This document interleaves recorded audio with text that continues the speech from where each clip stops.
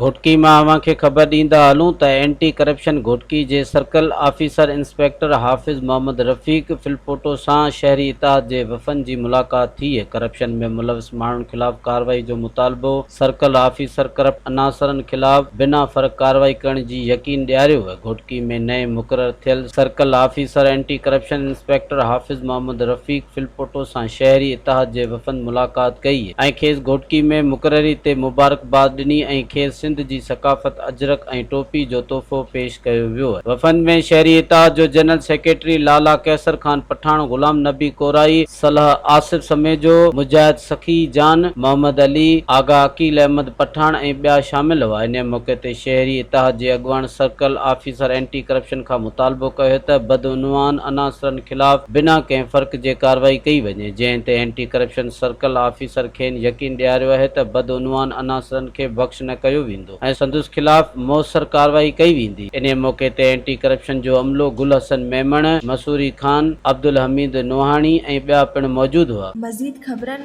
ऐं तफ़सीलात लाइ विज़िट कयो असांजी वेबसाइट www.awamiNewsHD.com ऐं ॾिसंदा रहो अवामी न्यूज़ HD।